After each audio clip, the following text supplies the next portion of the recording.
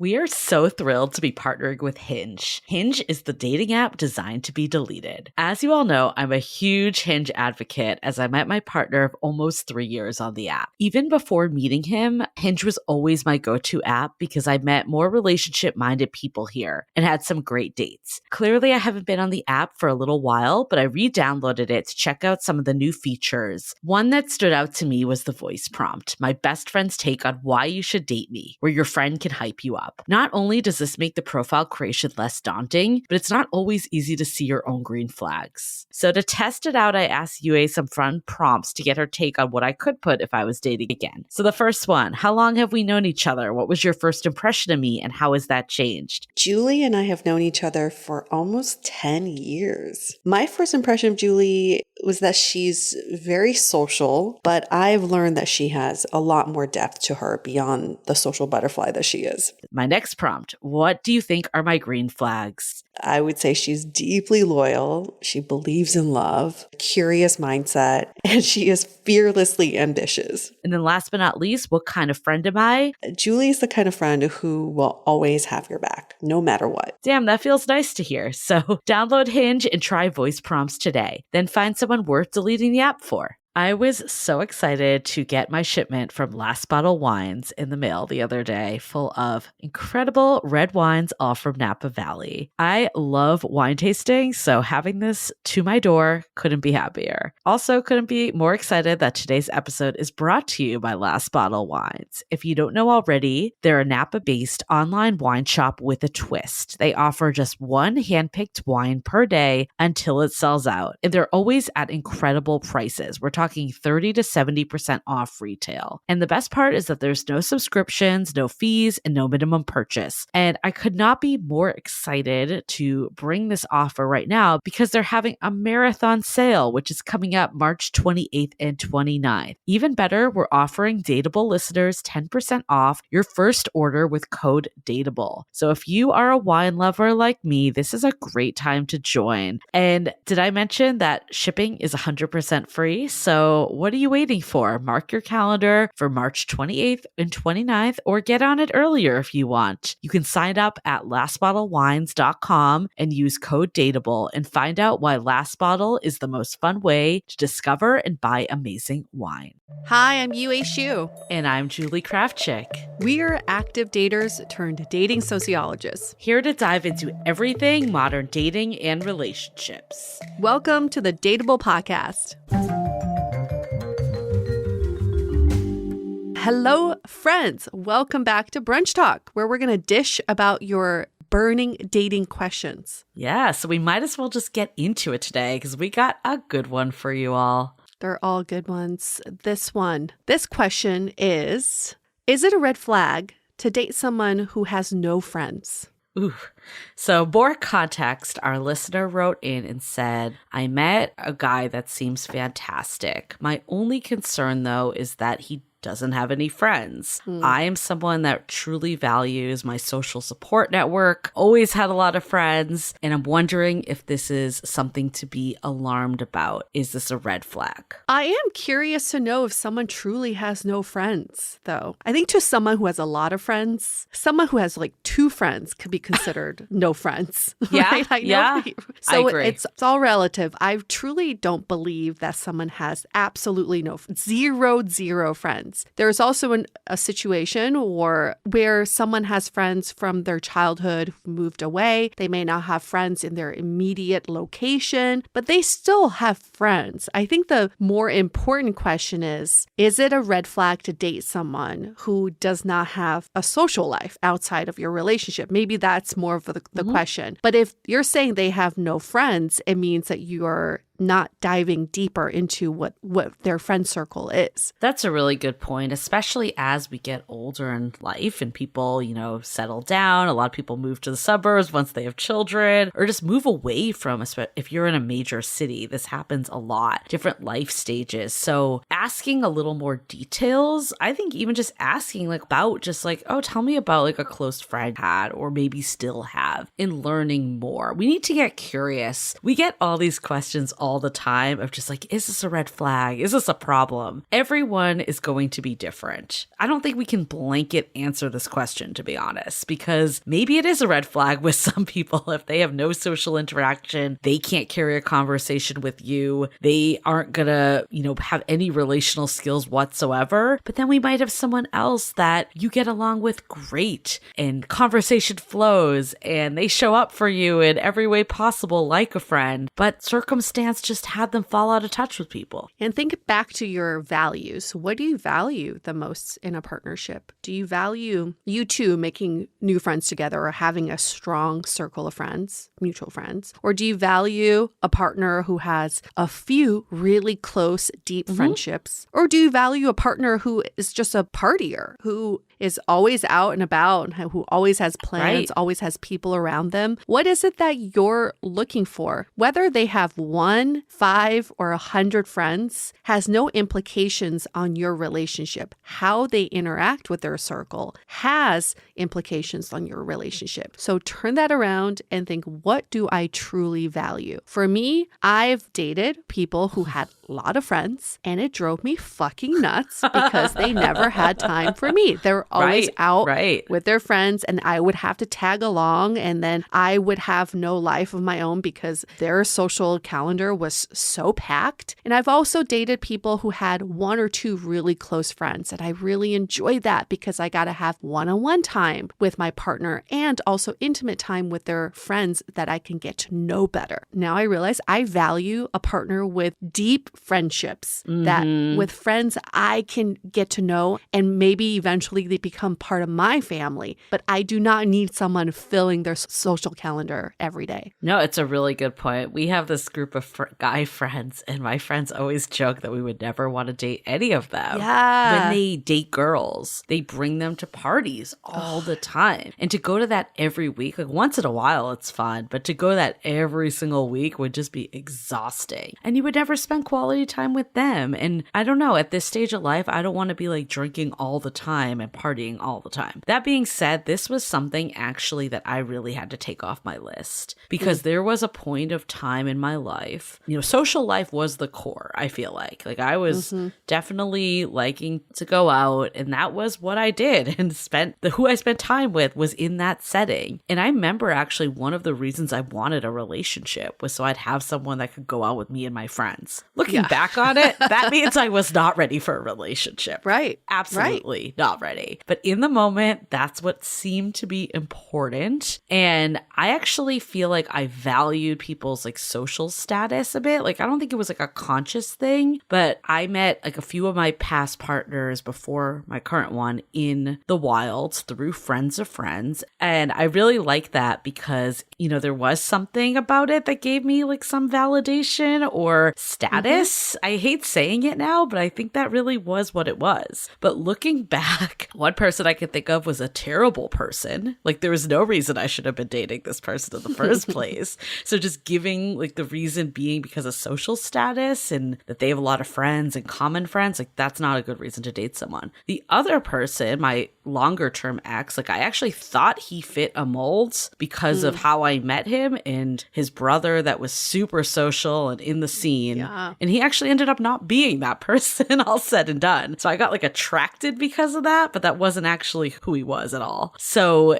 I think the long story short is you can really get sidetracked for some of this stuff. I think this is a little deviating from do they have friends? Maybe the other thing we can dive into after this quick break is more like how does that affect your relationship and relational skills? This episode is sponsored by Via. We all know there are things that can help set the mood in the bedroom, but did you know a little THC could also do that? Yes, Via has developed a unique blend of pleasure-enhancing cannabinoids, libido-strengthening herbs, and a low dose of THC all into one mind-blowing gummy called High Love. This gummy, wow, it will awaken your senses, increase blood flow, and intensify any sexual experience. I've been pleasantly surprised by the High Love gummies because it is just the right amount of THC for me to have a good time without feeling sleepy. And hey, if THC is not your thing, Via also offers a wide array of other gummies without it. And everything legally ships in 50 states with discreet packaging directly to your your door. So if you're over 21, you can get 15% off and a free pack of award-winning Dreams THC plus CBN sleep gummies with our exclusive code DATEABLE at viahemp.com. That's VIIAHEMP.com. Let the gummies work their magic. Head to viahemp.com and use the code DATEABLE to receive 15% off and one free sample of their Sleepy Dream gummies. That's viahemp.com and use the code DATEABLE at checkout. Take your passion and pleasure to a whole new level with high love from Via Hemp.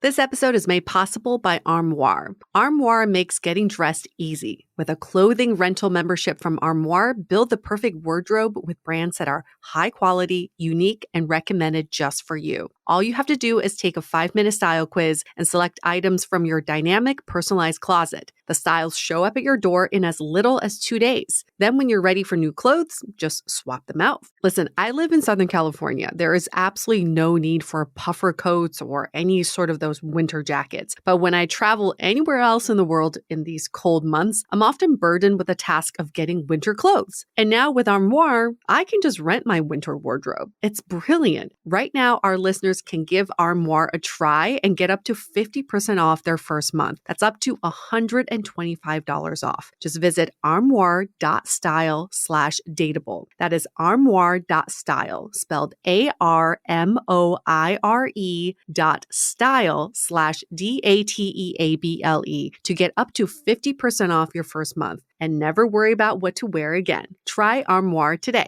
As you know, I recently left my corporate job and I've been in total recovery mode, all about self-care. One of my new routines is the nighttime shower before bed. There's just something about washing away the day and that reflection that's been super helpful for me. I've been using one of our partners, Osea's Mega Moisture Duo. This combo body oil and body lotion are so freaking incredible. It literally feels like I'm at a spa. I realized that the secret is seaweed and other skin level ingredients that are normally reserved for face products. And that's why I was so excited when Osea became one of our partners. And, you know, we're so grateful for partners like this because one, they keep the show going, but they're also super good for all of our listeners and for our own well-being. So if you want to have that nighttime bliss like I am doing, you can get 10% off your first order site-wide with code DATEABLE at oseamalibu.com. You'll get free samples with every order and free shipping on orders over $60. So head to oseamalibu.com and use the code DATEABLE for 10% off. Let us know which products you end up going with. Share them in social. Super excited to see what you end up choosing. I wanted to ask you, because this is the one thing I've thought about with this topic. So my partner does not have a ton of friends. Like, he has a few close friends that do not live here. And at first I was like, oh, is this going to be a problem? And then I saw it wasn't, because he's very social with my friends, able to, you know, I think that was my concern. Like, can this person hang? So again, this goes back to you and your specific situation. You need to look at all the criteria. The one thing though, that I do think having a larger support system gives you is more practice with relational skills, just because you're relating to more and more people. So again, it's not a red flag if they don't. It's more of, can they relate in other ways? Have they had that backbone, whether it's their family members or a core friend a long time ago? Like, do they have those relational skills that will work in your relationship? Or you might realize they don't, and that's okay. It still can work. It just might be this area that's maybe a little easier for you than it is for them. Yeah, I can see that. I think I would take that a step further and ask, how are they discerning their friendships? Yeah, or are that's they a good discerning at all? A person could have 100 friends, but all of them could be very quality friendships. I believe that. It's very hard to balance, but I've seen it be done. But I rather look at, are they able to edit people out and into their life based on their values? Like, for example, I think about this. If my friends' partners were to write Yelp reviews about him, what would they say? Would it be like 1,000 reviews of people going, love partying with him, Yeah. he's so much fun, what a cool guy? Or would it be, oh, that time we went through a really hard experience while we were traveling in Panama, and then he was the one that really helped us out of this situation? That's a specific example that shows me that this friendship is deeper and it's high quality friendship. So if they're able to discern who are the close friends and who are the peripheral friends, I'm like, hats off to you. At least you understand. That's a really good point too, because when I think about it, like let's say everything else lines up. They get along great with you. They can hang with your friends, even if they don't have friends of their own. Your relationship is running smoothly. In that case, I'm just not sure how important it really is. It more becomes problematic if your relationship can't run smoothly because of skills that they haven't learned by having other friends. But if you have a bunch of people that are just getting together to watch sports and drink beers together and they're not actually relating in any way, I'm not quite sure if that actually is giving you any more relational skills than someone that doesn't have as many close friends. Maybe it is in some way. I don't know. Yeah. Maybe. I like to see the results of that, but most likely not. And I would even question, it's the quality of your friends. It's the friends who, what are they bringing to the table for you? And what do you do for them? What is that exchange there? And then also, am I with a partner who has a lot of friends from the past and no relationship experience, or a lot of relationships and no friends? That relativity is actually very telling. I think it's a red flag if someone's only been in relationships, only had back to back to back, and then had no friends along the way. It just shows me that they only want to be in a romantic relationship and they don't care about fostering their community. That to me is more of a red flag than someone who doesn't have friends. So I would argue it's not a red flag either, because you just don't know what their situation is. Sometimes it's just not that easy to make friends nowadays, right? Like, I don't know. I mean, it could be a red flag. I'm not saying it's not. If they're super dependent on their relationships and they're unwilling to make friends, sure, maybe that is a red flag. But also it could just be circumstance. If you move to a new city, it's actually could be easier just to load up a dating app and meet someone than actually go somewhere to meet friends. Like, it's not that easy anymore. It's true.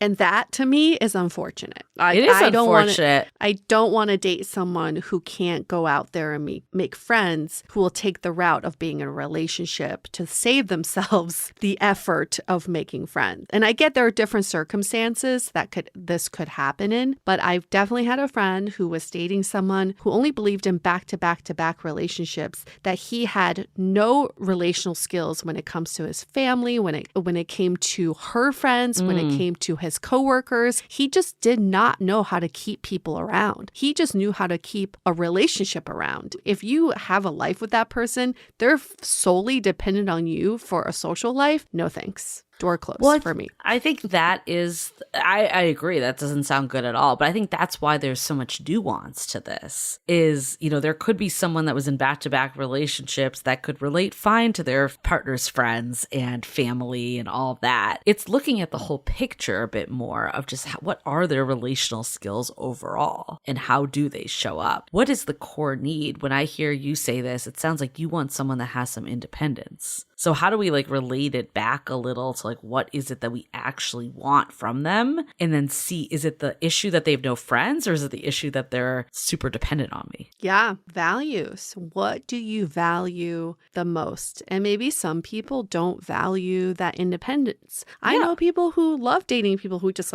kind of latch on to their social lives. It's kind of interesting. I'm like, oh, okay, I would never choose that route, but good for you. Again, it goes back to getting crystal clear on what it is that you want. And by sending us this question, what is truly bothering you here? Is it that this person's around you 24/7 and you're feeling suffocated, or that you're looking to expand your social circle and this person's not really helping you facilitate that? Yeah, or are they awkward with your friends? Or you just, we hear things all the time. We just say, is it a red flag? Maybe nothing's even happened and you're just getting ahead of things. In the early stage of dating, we're always looking for red flags. And, it's a good thing in some ways because we're making sure that we're, taking care of ourselves and protecting ourselves. But we have to make sure we're focused on the actual red flags. So we're going to refer you back to the episode that we did a few weeks ago, the real red flag to look out for that we did, because we can get really caught up in all these things that may or may not be a red flag and overlook the stuff that actually matters. Yeah, a person who is engaging in toxic relationship behavior would try to shut you out of your social circle. They would only want to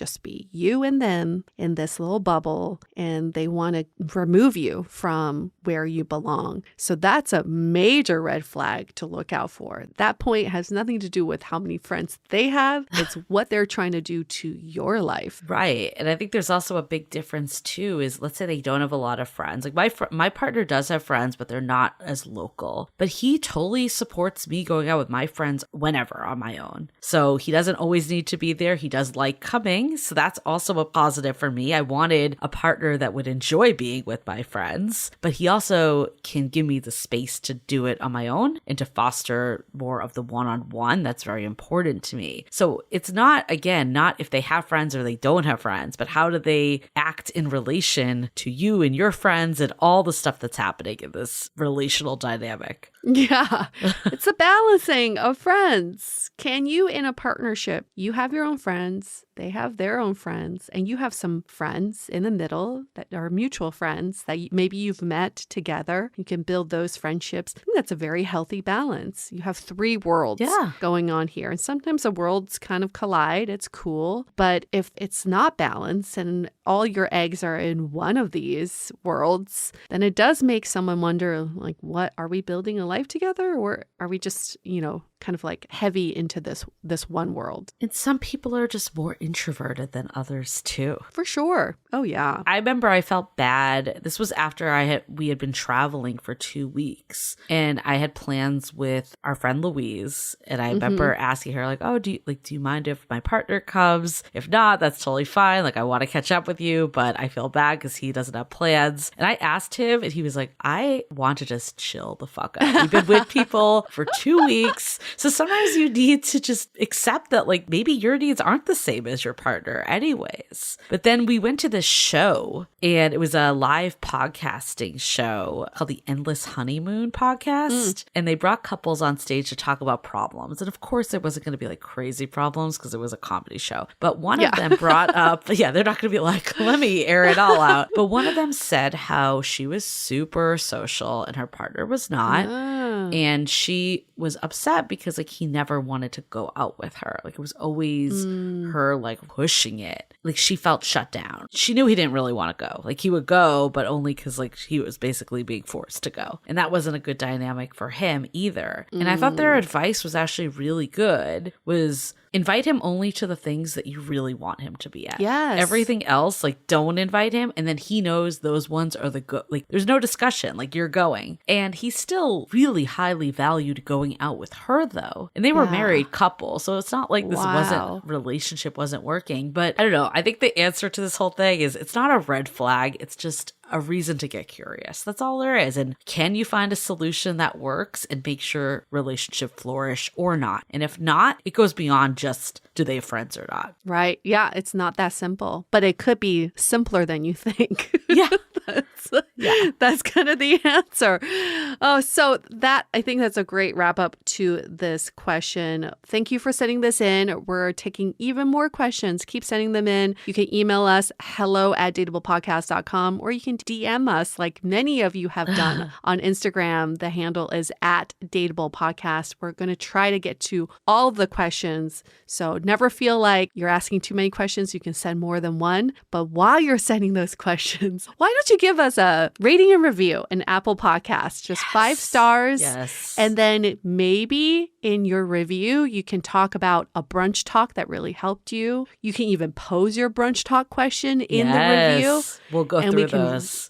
We'll read them on air. There's so many different ways to format this review, but the simplest would be, what's your brunch talk question? That's the way to get your brunch talk question to the top of the queue. Oh, yes. Oh, yes. It's like the equivalent to handing the bouncer $50 at the door if you're trying to get into this hot club called Brunch Talk. This is how you skip the line. Yep, exactly. Okay. On that note, we'll see you next week for Brunch Talk. See ya. The Dateable Podcast is part of the Frolic Media Network. Find more podcasts you'll love at frolic.media/podcasts. You can follow us on Instagram at Dateable Podcast and visit dateablepodcast.com for access to all the episodes and our premium programs. Also, make sure to subscribe today if you haven't already on Apple Podcasts, Spotify, or your favorite podcast platform, so you are the first to get all the latest episodes. And most importantly, stay dateable.